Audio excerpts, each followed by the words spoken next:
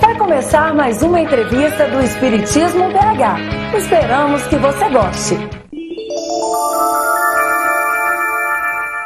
Espiritismo BH compareceu na residência do nosso querido amigo Arnaldo Rocha para conversar com ele a respeito da sua experiência na condução das reuniões mediúnicas. Tudo bem, Arnaldo? Tudo em paz. E você, como está passando? Tudo bom? Muito bem. Como é que foi de Natal, de festa? Foi ótimo. Ótimo, né? Está chovendo muito em Belo Horizonte, né? Mas estamos levando. Nós reclamamos que não chovia lá e agora mandou as pampas, cara. Arnaldo, quando e como começou a sua participação em reuniões mediúnicas? Bom, primeiro que eu era ateu e materialista. A minha família era espírita, tinha um grupo familiar da Alva de Assis, e ou na casa dos meus pais, ou na casa do meu mais velho, Geraldo Rocha, eles tinham uma reunião de estudo doutrinário. Então me convidava para ir lá. E olhava bem para a cara deles. Eu vou lá para o cabaré da Emília, viu? Tchau e bênção. Bom, aí eu me casei. Neném faleceu. Fez a sepultura, enterrou, perguntaram se ia celebrar a missa. Eu falei, mas tudo é bobagem. Eu era ateu materialista, morreu, acabou.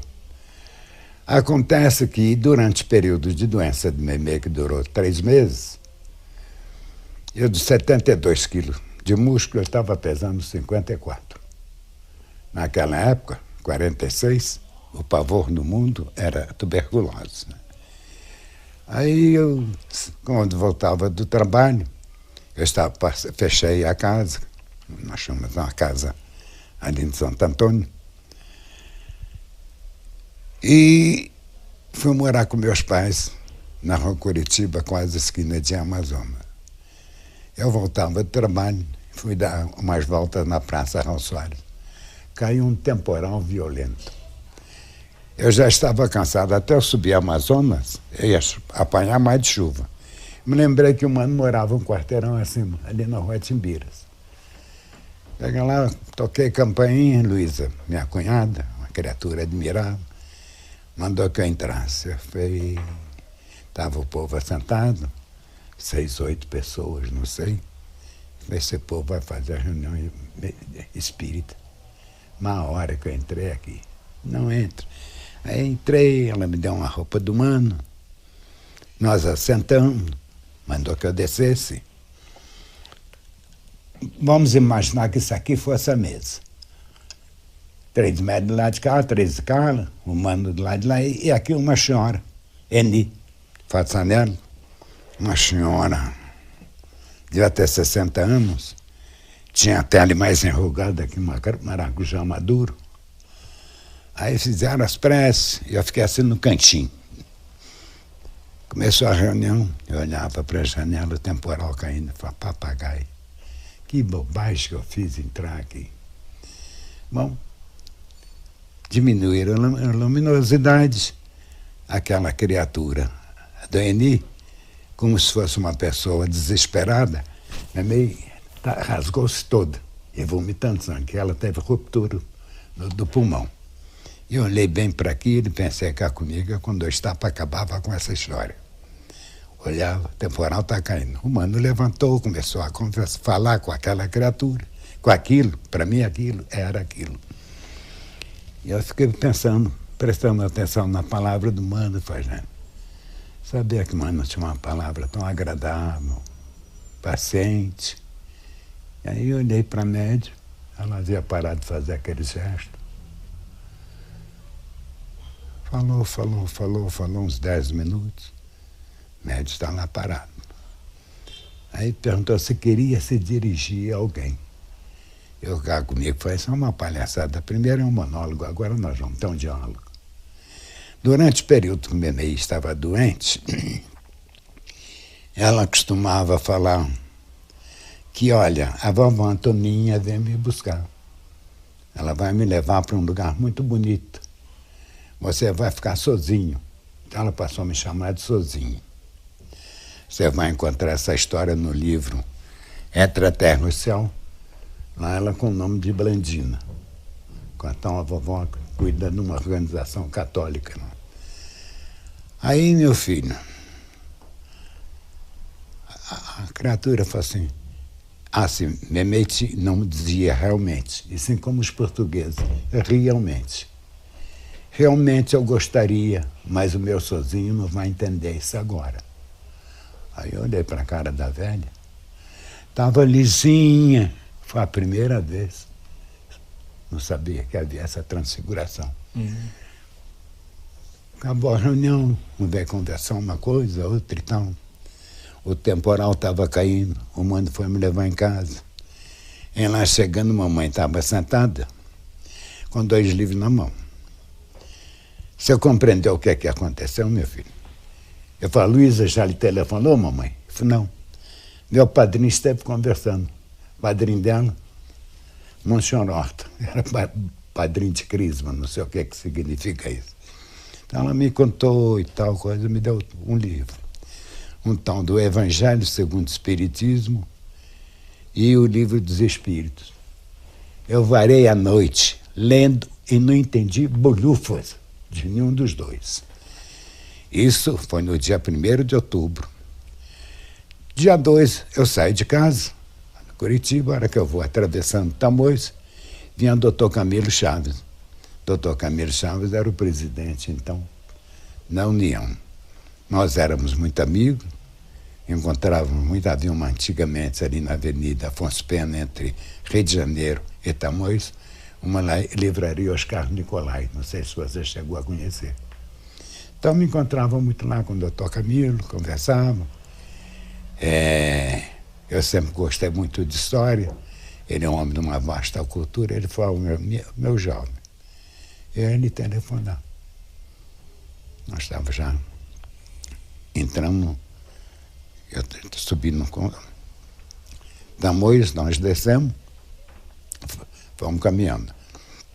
A União Espírita, nessa época, era ali na rua Curitiba, entre Carijós e Tupinambás. Subimos as escadas. Mas vou lhe contar uma história, meu filho.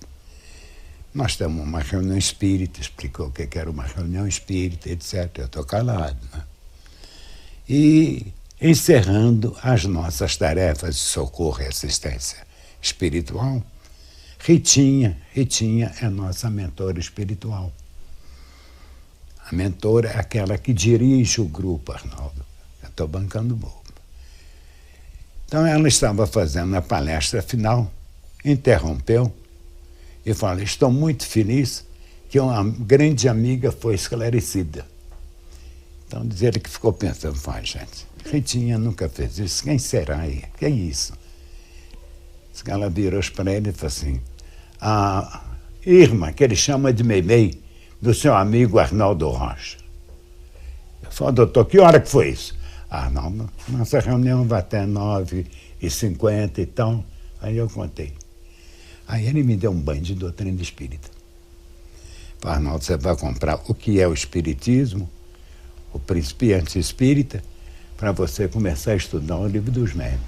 Aí eu me tornei espírita. Então o senhor ficou mais receptivo depois dessa conversa? Foi. O senhor falou que antes era ateu. Com o doutor Camilo, Aí os manos tinham uma reunião e eu passei a frequentar a reunião de estudo doutrinário só.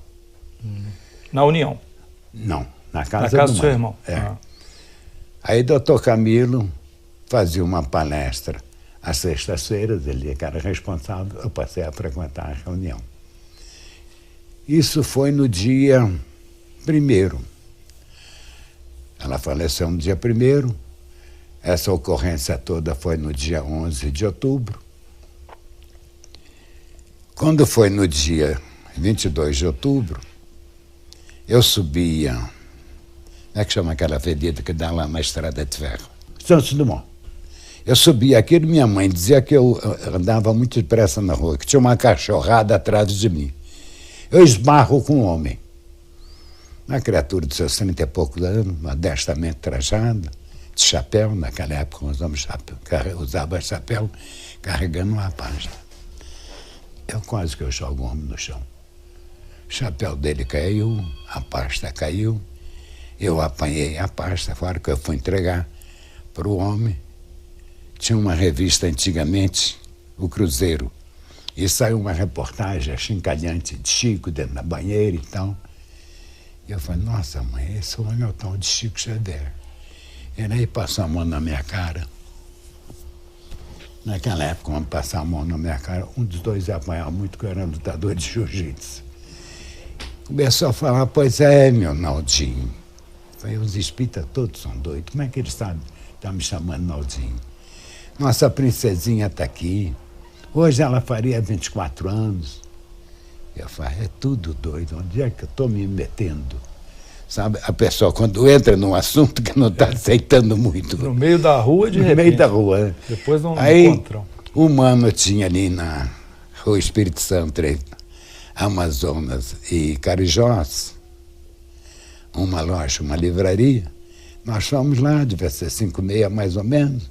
O mano fez o que precisou, juntou, fomos para a casa do mano, fizemos lanche. Aí eles fizeram uma reunião. Aí Memê se manifestou pela primeira vez através de Chico. Aí foi uma pouca vergonha danada, um tal de um deixar o outro, sabe? Então, aí eu fiz amizade com Chico. Passei a frequentar as reuniões dele de sexta-feira. Então, isso foi 46, 47, Quando eu fui, à medida que eu passei a reunir nas reuniões mediúnicas do Mano, eu era mero espectador. Aí me apareceu a psicofonia. Até 48, eu atuava como médium psicofônico. Isso lá em Pedro Leopoldo? Não, na casa do Mano, seu irmão. no grupo do meu irmão, né? O grupo da Álvaro de Assis. E quem dirigia essa reunião era o Jofre Leles, um amigo muito querido, coronel da polícia, e amicíssimo de Juscelino Kubitschek, que era médico lá no Hospital Militar. Não sei se ele era capitão, não sei, eu sei que ele era... Não. E ele serviu Juscelino na prefeitura, no governo. Às vezes ele chegava em cima da hora da reunião. E, além do Jofre, tinha eu como médico, Luísa, minha amiga, como médico, Noemi, 3, 4, mais 2 moças. Então, eram 1, 2, 3, 4, 5 médios. Então, essa sua mediunidade, ela apareceu depois que você começou na reunião com seu irmão? Antes não tinha sentido nenhum fenômeno? Não. Já estava estudando o livro dos médios, essa coisa. Aí, eu assentado aqui, e aqui uma senhora, a tal de Eni, médium excelente, uma beleza. Manifesta-se uma criatura nervosa, autoritária, prepotente. O Jofre estava ocupado com outro caso. Foi a primeira vez que eu vi 2 manifestações ao mesmo tempo. E um companheiro nosso, que não interessa falar o nome dele, foi conversar com a pessoa, e os famosos dirigentes de reuniões mediúnicas têm a mania de querer doutrinar a criatura. Doutrinar é boa sinônimo, é catequizar. Você vai ouvir a criatura. Ele começou a falar e tal, cheio nervoso para chuchu, a entidade. Eu falei, não, meu amigo, é porque hoje o senhor está estrada de Damasco. Sua besta, eu conheço o Brasil todo, nunca ouvi falar nessa estrada. Eu veio 30 vezes. Como eu estava sentado do lado, eu comecei a orar. Mentalmente fui envolvendo. Ele falou mais qualquer coisa, o amigo tornou a falar bobagem. Hoje está acontecendo com o senhor aquilo que aconteceu com Paulo. Não conheço Paulo nenhum. Não tem ninguém para conversar comigo aqui. Não, para que me trouxeram aqui? Eu falei, estou roubado. Aí ele virou e falou, quero conversar com você, moço. Eu falei, meu Deus do céu, estou roubado, o que eu vou falar? O que era isso? 48, 49. Aí eu olhei para ele e falei, olha, meu amigo, contei a minha história, a história do bebê, que eu também era materialista, etc. Fui falando. O homem foi ficando calmo, tranquilo, pegou minha mão. Eu falo, posso fazer um convite ao senhor? Vamos fazer uma prece? Fiz, o senhor está fazendo me lembrar de minha mãe. Aí nós fizemos um Pai Nosso. Ele aí começou a chorar. Aí passou na minha cabeça uma história. Eu falei, senhora, sua mãe está aí. Eu falei, por isso é que eu estou chorando, meu amigo. Deus te abençoe. Eu não tinha evidência, não tinha nada, passou na minha cabeça. A mãe dele intuição, lá. Intuição. Uma intuição. Aí acabou, antes de acabar a reunião, manifesta o doutor Cornélio, que é o mentor, não sei, ele me lembra agora, foi o doutor Cornélio, o Adalva de Assis do grupo. E falou, Arnaldo, na semana que vem, você está com a responsabilidade de dialogar com os visitantes. Eu cá comigo, estou roubando. Acabou a reunião, eu falei, olha, gente, eu vim avisar vocês, eu não posso vir mais à reunião. Às vezes eu estou saindo lá do Palácio da Liberdade, 11h30, meia-noite. Que indiscutivelmente Juscelino mudou esse estado de Minas Gerais. E o Brasil também, né? Nós vivíamos à custa de café, ele trouxe indústria para cá. Quarta-feira, quinta-feira, eu zarpei para Pedro Leopoldo. Chico falou, o que é, meu filho, que você está apavorado? Nem cheguei a falar o que eu queria. Ele enfiou a mão no bolso. Hoje, mano, me deu um papel, uma notícia. Diz ele que a voz que comandou tanta guerra, levou tanto sofrimento, seja utilizado para consolar, esclarecer, orientar. Eu falo, Augusto Zura, eu não tenho evidência, como é que eu vou saber se é homem ou se é mulher que eu estou conversando? Eu falei, não, mano, disse que vai botar a mão na sua cabeça e vai desenvolver a sua intuição. Então, eu comecei a frequentar a reunião calmamente. Toda sexta-feira eu ia para a reunião pública no Luiz Gonzaga. O grupo da Alva de Assis continuou. Eu me afastei para ver as reuniões, ouvir as reuniões do Dr. Camilo na União Espírita Mineira. Com essa história do Chico, eu passei às sextas-feiras a reunião lá em Pedro Leopoldo, no Luiz Gonzaga, e passei a frequentar as reuniões de segunda-feira, que era também a palavra do Efigênio Salles Vitor, um amigo muito querido, que Deus o abençoe, tem me amparado muito tempo, ou então o Dr. Camilo. Com o tempo, a gente foi fazendo amizade com o Chico. Eu demorava mais, só voltava na segunda-feira. E nessa época ele morava na casa da Lúcia, depois ele fez uma casinha no terreno da Luísa, fez a casa, e de vez em quando ele me falava umas coisas. Eu olhava para ele, às vezes eu chegava, eu via e falava, você andou chorando? O que foi, Augusto Zura? Não, ele nunca se abria. Então, o quarto, minha cama era aqui e a dele aqui. Uma noite eu acordo com um barulho estranho. Já são umas 3, 4 horas da madrugada. A janela estava aberta, que está um calor danado, um luar muito bonito. Chico estava mais ou menos dessa altura assim, mais de um palmo. Em cima do colchão. Levitando. Não, parado. Todo torcido. E eu falei, o que é isso? Gemendo. Passou na minha cabeça, faz parte dispersivo. Que eu atuava às sextas-feiras no setor de paz com o Dr. Rômulo Joviano. Aí fui dando passo, orando. O corpo dele foi abaixando lentamente. Chamei, ele acordou, apavorado, com os olhos esbugalhados. Pediu água com açúcar, eu levei, ele tomou. Eu falei, o que é? Não perguntei nada. Falei, Arnaldo, nós precisamos fazer umas reuniões mediúnicas.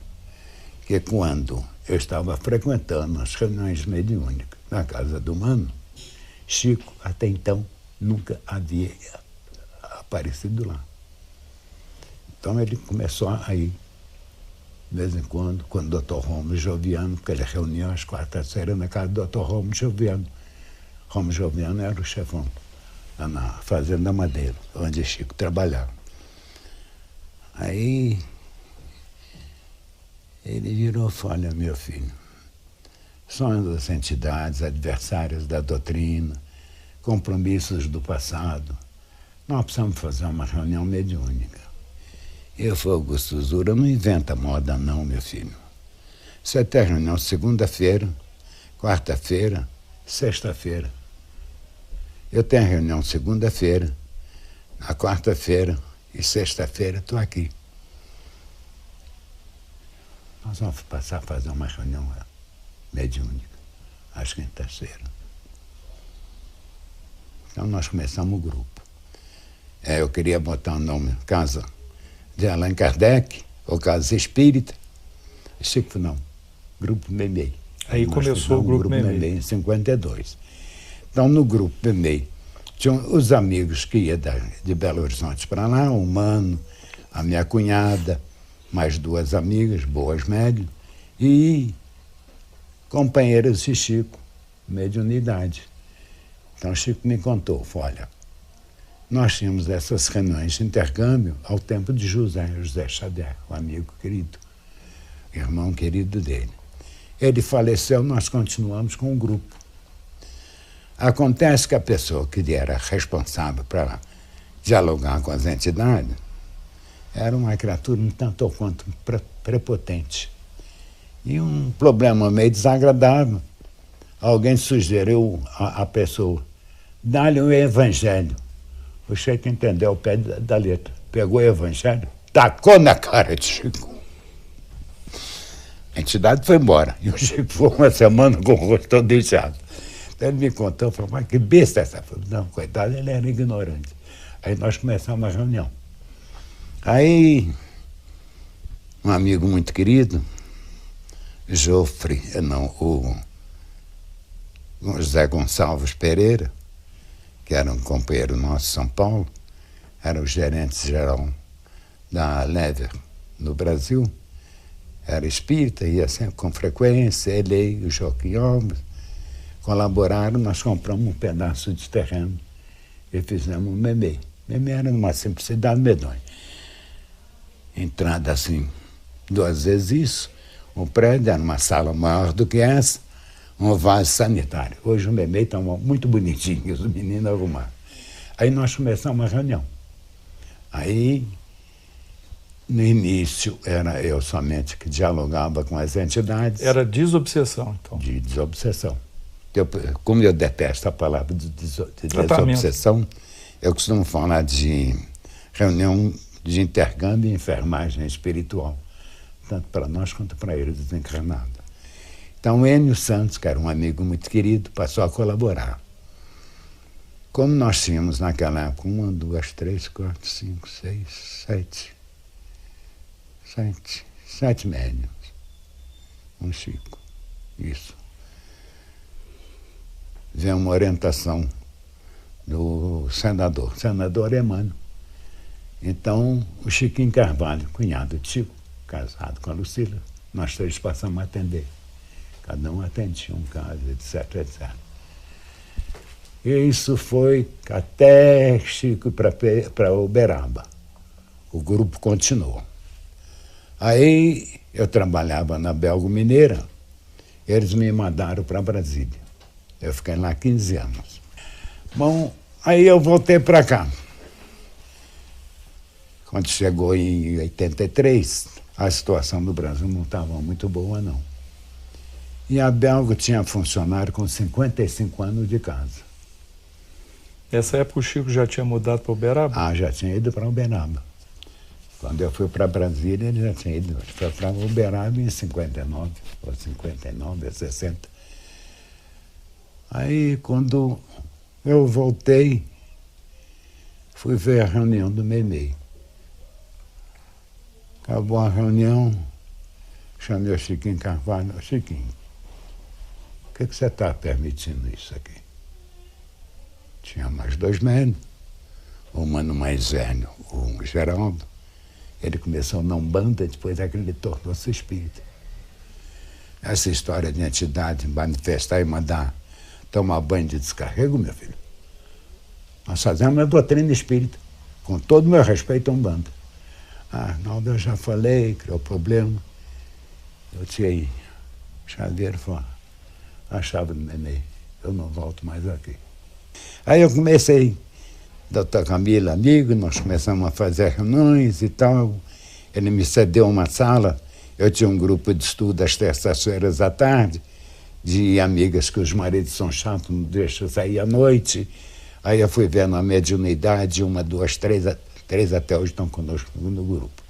A Carmen, a Minerva e a Marília, mulher do Dumar.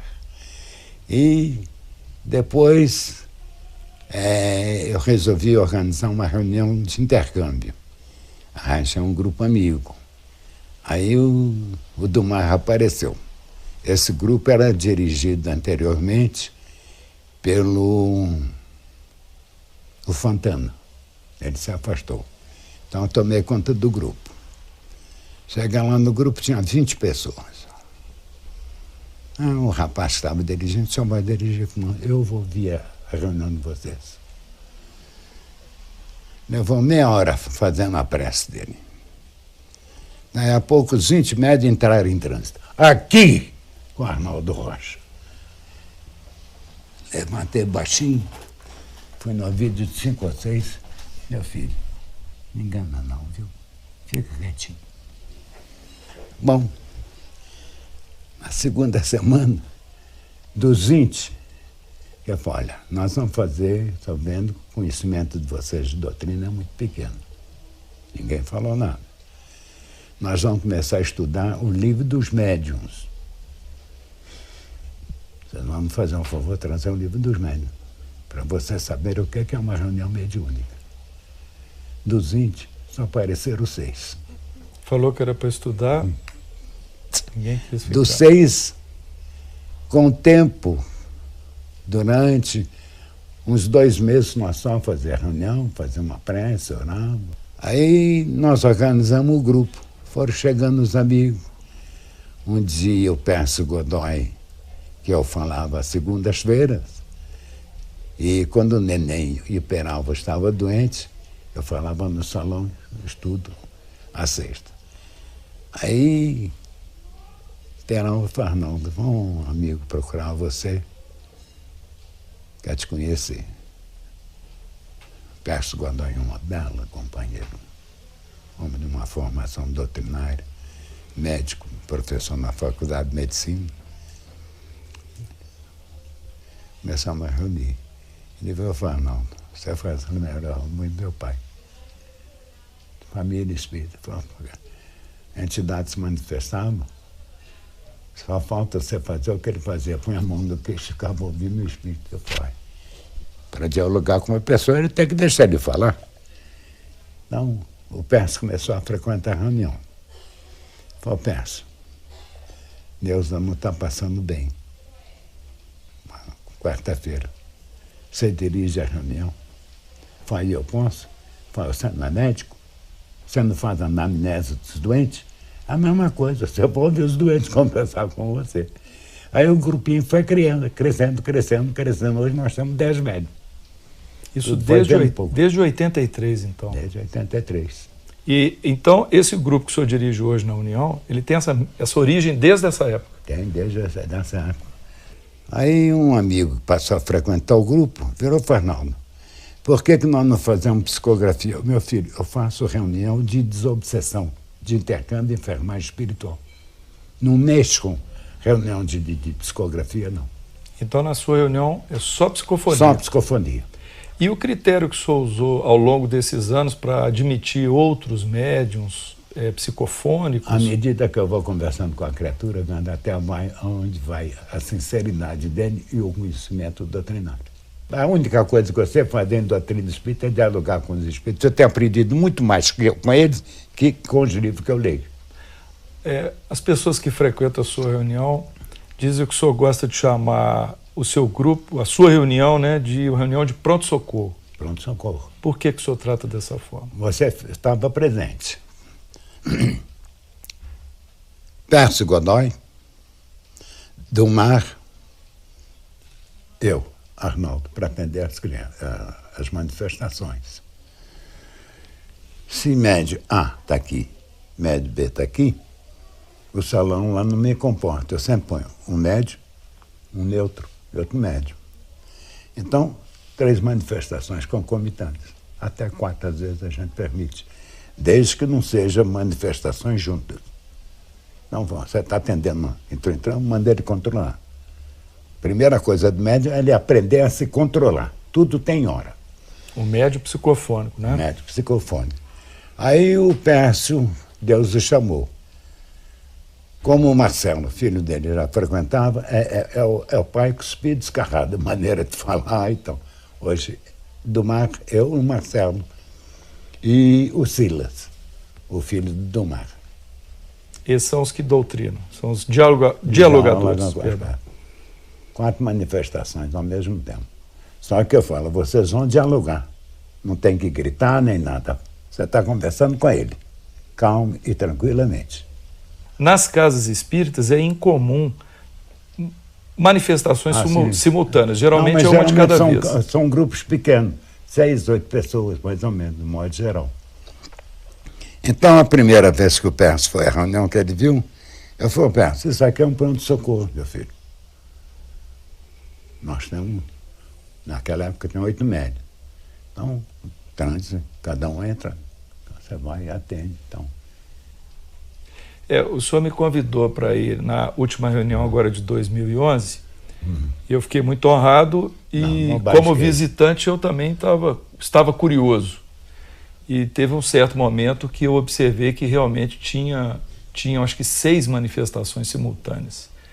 E os diálogos eram suaves, ou seja, o dialogador fala baixinho ali só para o espírito. Está conversando com você e não com ele. De forma que não perturba, a dialogação de um não perturba a do vizinho. Nós dois estamos conversando. Assunto que for. Ele está com outro amigo conversando. A gente incomoda de lá e somos incomodados por cá. Então tem que ter um cuidado muito grande. Por isso que eu falo, se médio A, entre trânsito B também, você está atendendo A, controle. Primeira coisa que eu peço ao médium, tenha controle na manifestação. Toda manifestação mediúnica, seja ela na psicografia ou na psicofonia, tem um substrato muito expressivo do médium. Então você tem que deixar ele falar, até que se acople perfeitamente a entidade. E com relação à presença dos visitantes na reunião, qual o critério que o senhor adota para admitir pessoas para poder assistir essa reunião? Gente que eu conheço, que conhece a doutrina, e que está lá não com curiosidade, com amor. Estão lá ajudando vibracionalmente. Então, tanto você vê, nós interrompemos o período de comunicação das entidades, fazemos uma prece para os desencarnados que estão lá. Tem uma página muito bonita, de instruções psicofônicas. Vinha acontecendo um problema lá no Meibei. Culpa era uma determinada pessoa. Então, ele virou e falou, não, você precisa conversar com fulano, eu não vou conversar com ele, coisa alguma. Eu tenho feito uma prece, pedindo o nosso querido benfeitor, que eu chamava de senador, que é Emmanuel, pode deixar que Emmanuel, uma hora dessa, ele vai puxar a orelha do povo todo. Chama-se o Trio Essencial. Conhece essa página? Trio Essencial. Fala sobre o dirigente, o médium e o assistente. Ninguém está ali para ouvir espírito, não. Está ali para colaborar, doando fluido. Porque se eu estou dialogando com entidade aqui, ele com outra, aqui os espíritos criam as imagens daquilo do drama da criatura. Lá já é outra coisa. Então aqueles lá são colaboradores, são doadores.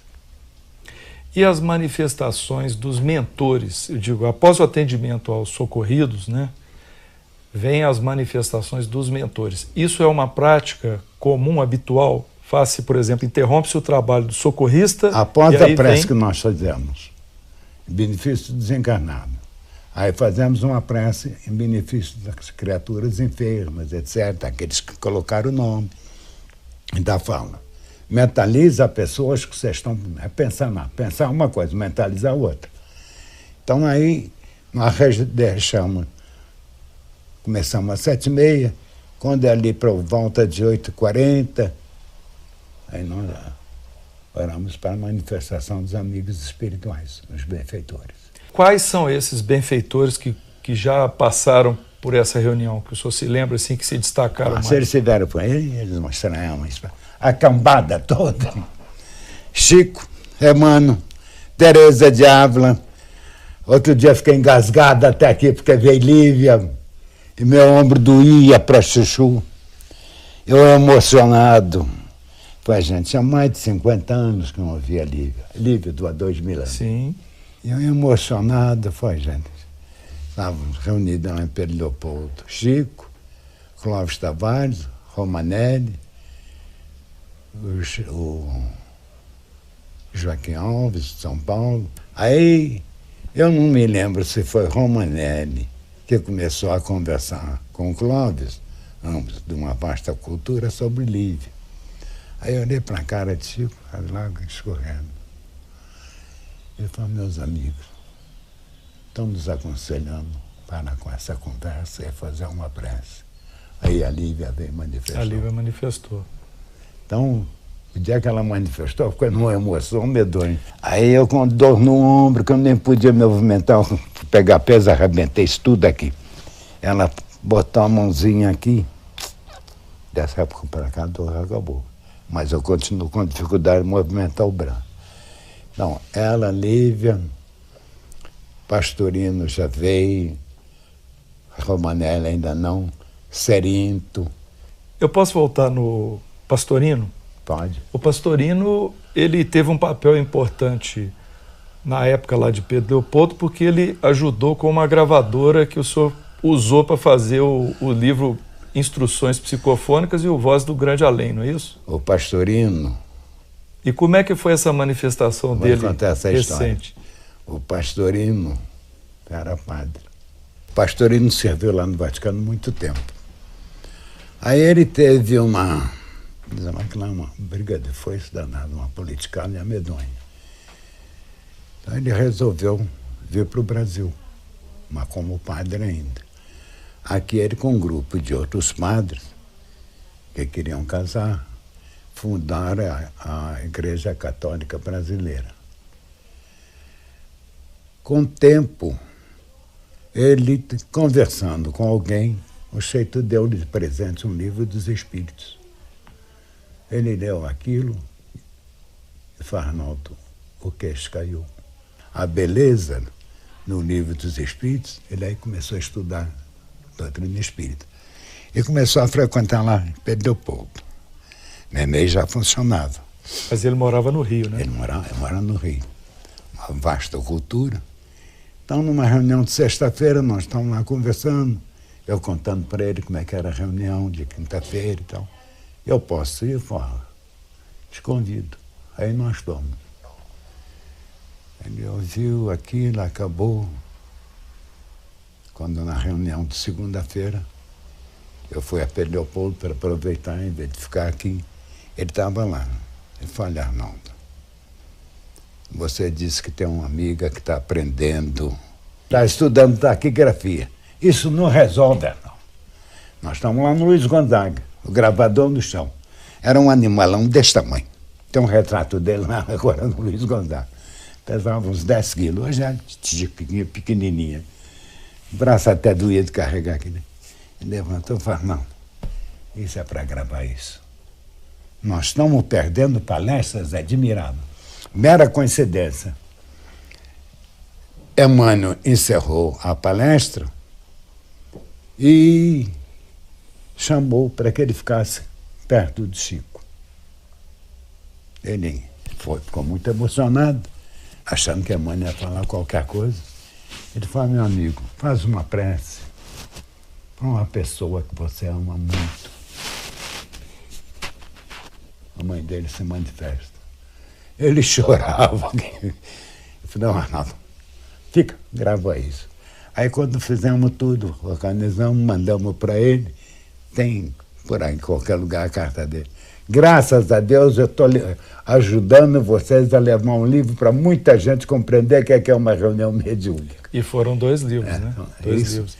E quando o Chico foi para Uberaba, Eu entreguei ele nas páginas, umas 10 manifestações, que afinal de contas ele é que é o médium, né?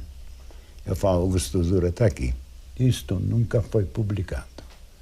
E eu conversava com ele, se interessou. Páginas muito bonitas. Ah, você quer ver uma? No Memei, o vizinho atrás criava porcos. Meu amigo, no verão, era uma fedentina de lascar. Uma reunião, um calor medonho, aquele mau cheiro na sala que dava gosto, doido todo mundo para acabar a reunião. O José Xavier, veio e avisou-nos que nós nos mantivéssemos em prece. Queríamos receber alguém da qual nós todos somos devedores. E foi claro, não se afastará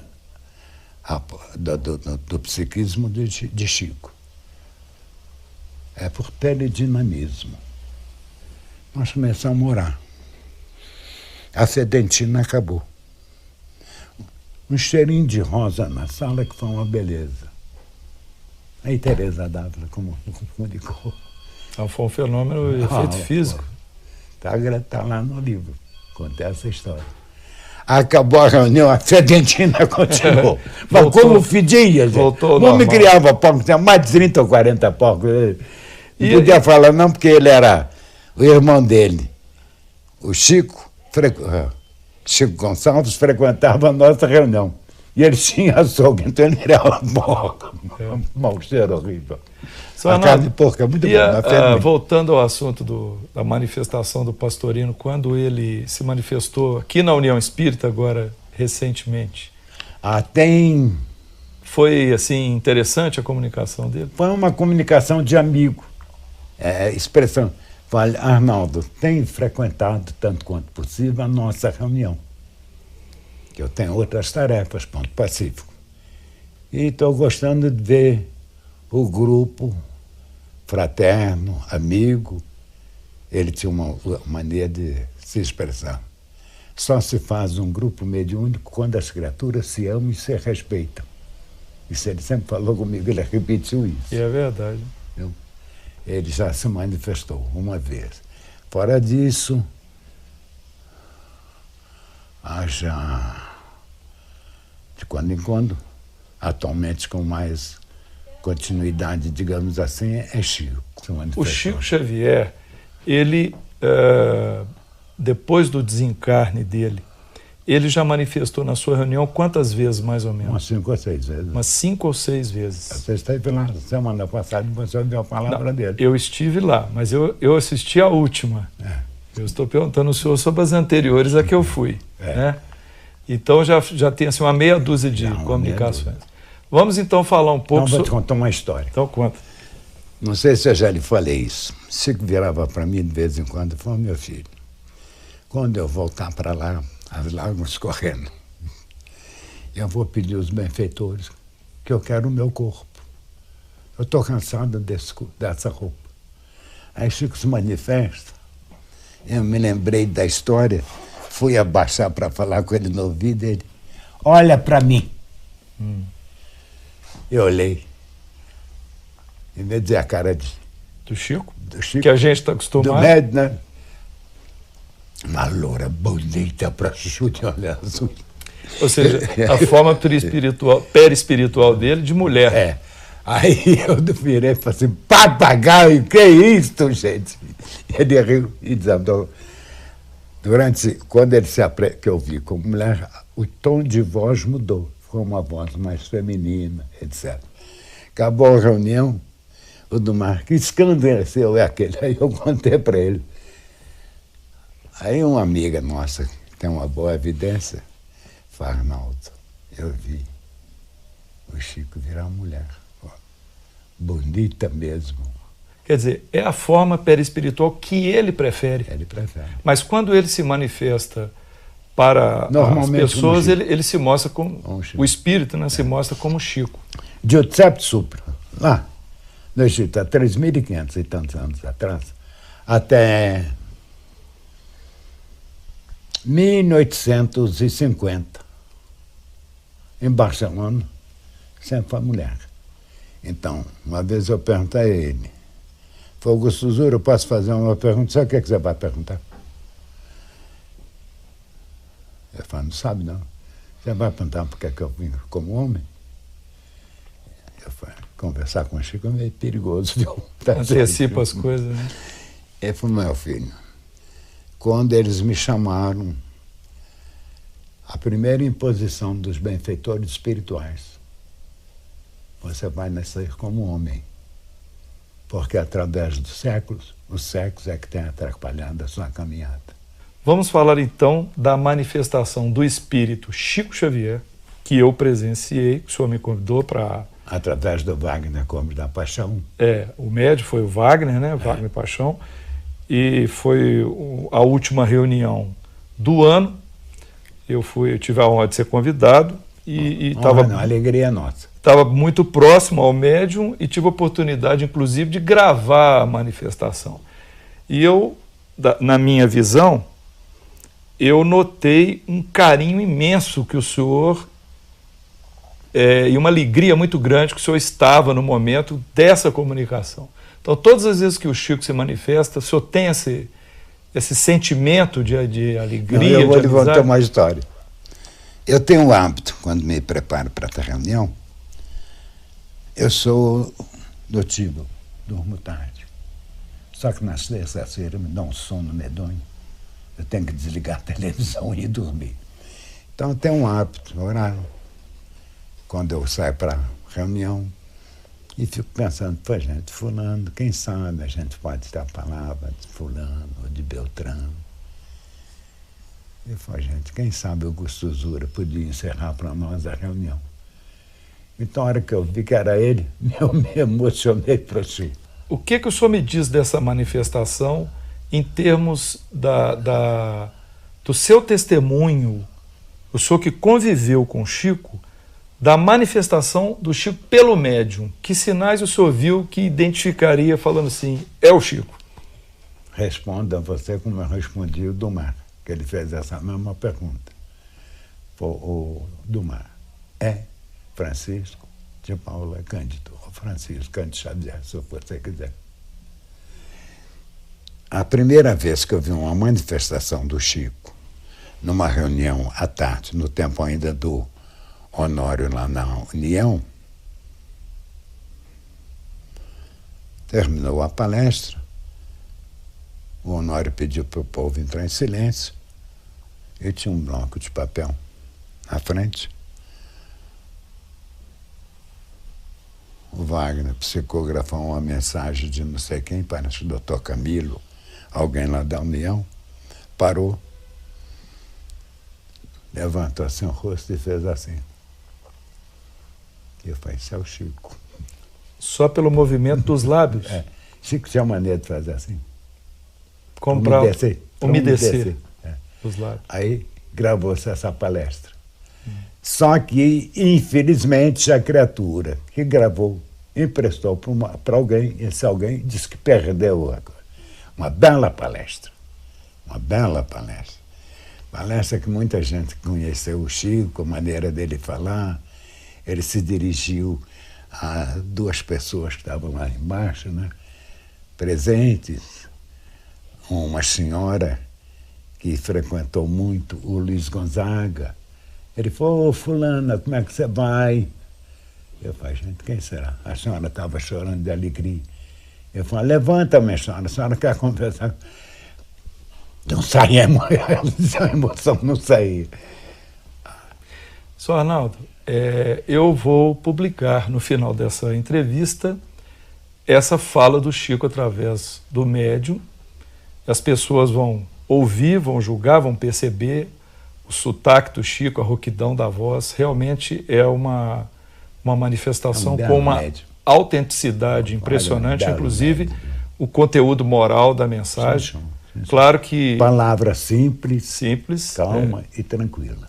Sr. Arnaldo, a imprensa publicou há um tempo atrás que o Chico Xavier, para se manifestar, ele teria deixado com algumas pessoas um código e que ele iria, como espírito, informar esse código para que quem estivesse ouvindo a mensagem tivesse certeza que é o espírito do Chico. Só acha isso coerente? Orsini, com todo o meu respeito,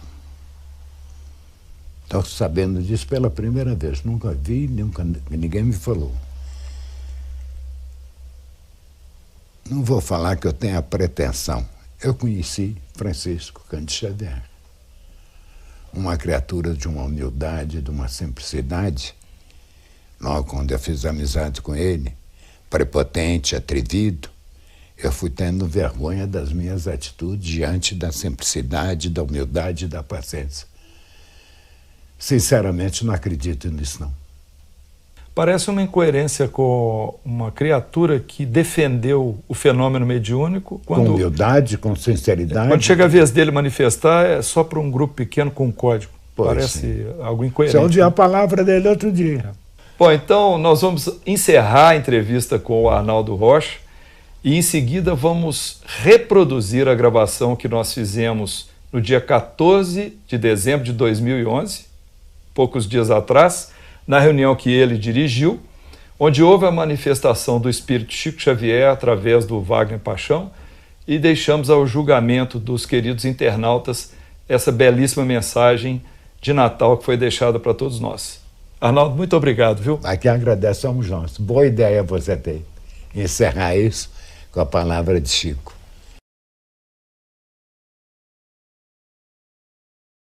Minhas queridas irmãs, queridos irmãos presentes, meu querido Naldinho, mais uma vez a bênção do Senhor sobre todos, renovando-nos as possibilidades que são ubílimas, mas não se despreze uma semente de amor. Naldinho, a nossa luta é grande, né, meu filho? Graças a Deus. Enquanto a gente está lutando para o bem, para o amor, para a fraternidade, está muito bom. Nós estamos hoje numa contrapartida daquilo que nós vivenciávamos outrora.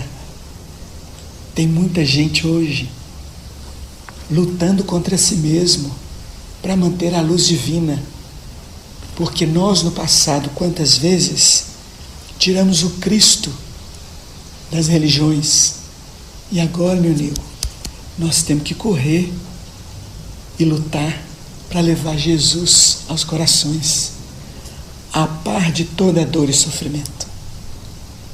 Que diga o nosso irmão Marcelo, porque o Espiritismo hoje é como as ondas percorrendo toda parte, sem necessidade até de uma criatura vincular-se a um ambiente físico, não é isso? Verdade.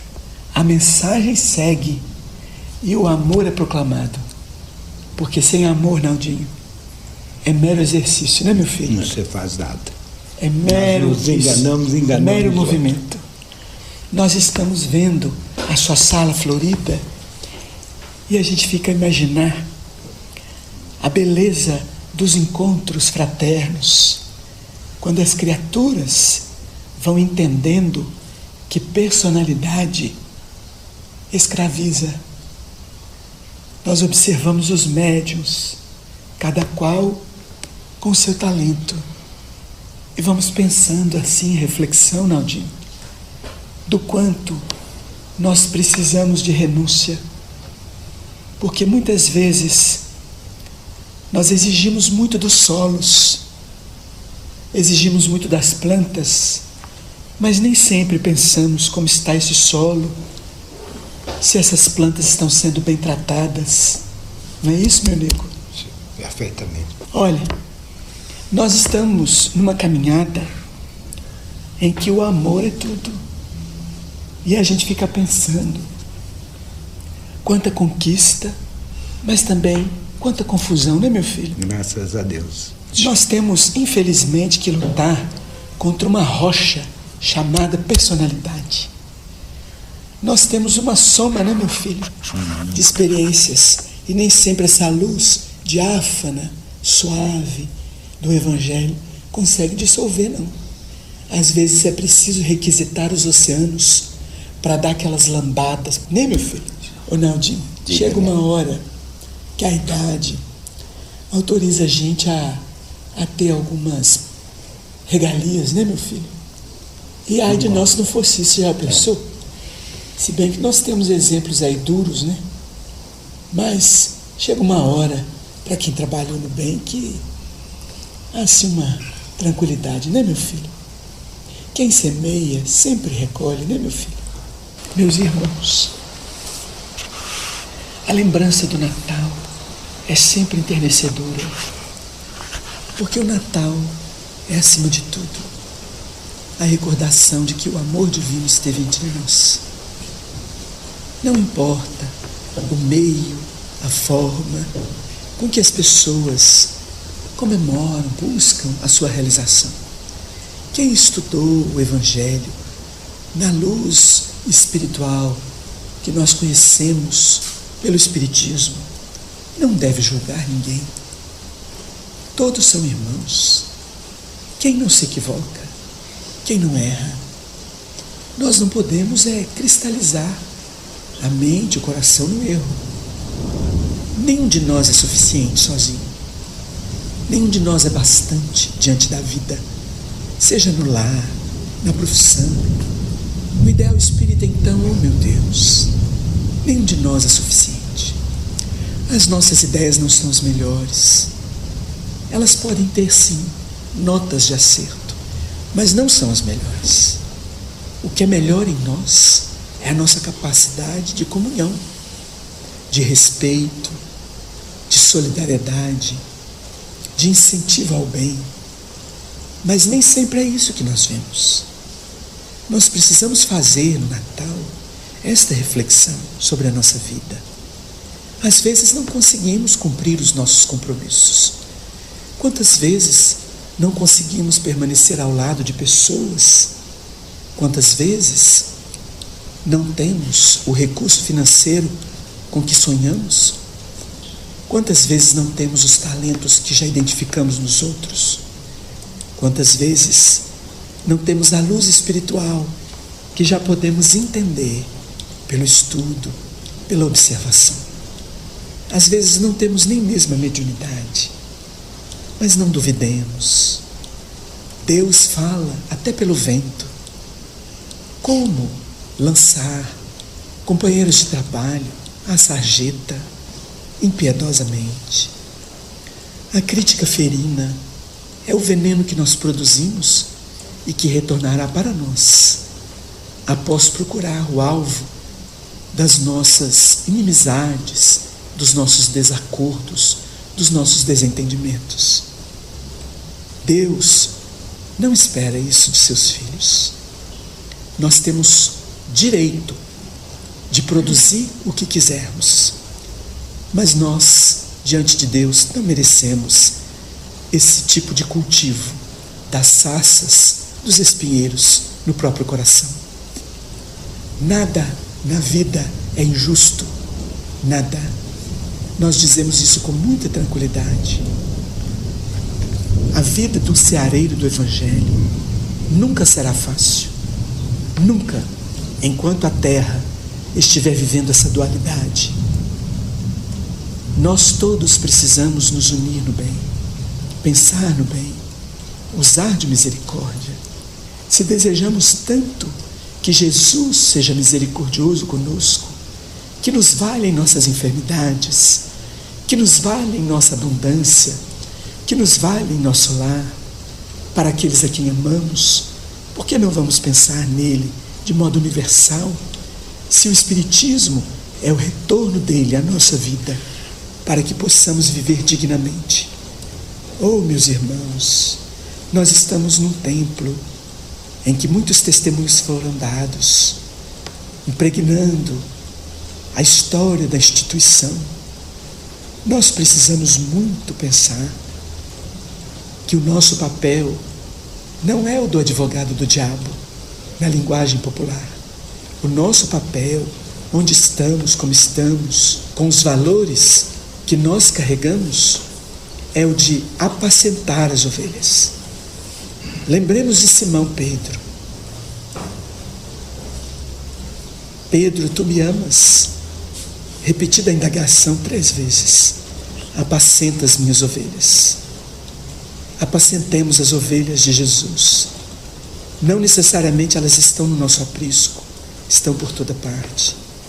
O papel de um ceareiro do bem é o da pacificação, meus filhos. Amemos, ainda que isso nos custe lágrimas, ainda que isso nos custe muito esforço na superação das nossas tendências infelizes. Saibamos amar e perdoar, porque não há redenção espiritual sem isso. No mais, nós nos preparamos, mas os testemunhos passam por esse amor, na sua feição de perdão e misericórdia. Que o Natal de vocês todos, indistintamente, dos presentes e dos ausentes, dos visitantes, dos desencarnados que nos ouvem, seja um Natal de reflexão profunda, de revisão do bem que podemos fazer e ainda não fazemos. Este é o nosso amplexo de amor, o nosso ósculo de ternura em cada coração. Deus abençoe a todos. Deus abençoe a todos vocês. Um Natal de muita luz, de muito amor, de muita concórdia, de muito perdão. São os nossos votos. Chico Xavier. Então, o que achou dessa entrevista? Dê a sua opinião acessando o Fale Conosco. Até breve!